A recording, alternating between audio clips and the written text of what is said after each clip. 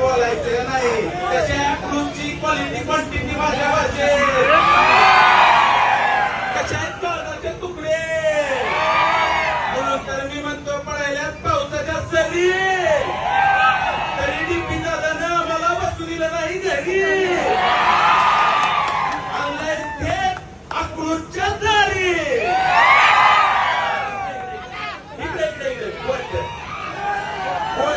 बोलायचं नाही. कॉपी करायची नाही. दादा तुम्हाला खरंच इतकं प्रेम. दादा मला तर काही असं तिथं पळून पार केले म्हणून वाटायला लागली आज. कारण की तुमच्यामुळे मला माहित नव्हतं. तेव्हा मी हॉटेलमध्येच होतो. मला काहीच माहित नव्हतं. तुमच्यामुळे मला माहित झालं. बोलायचं नाही. चला धन्यवाद मित्रांनो. आय लव्ह यू मित्रांनो.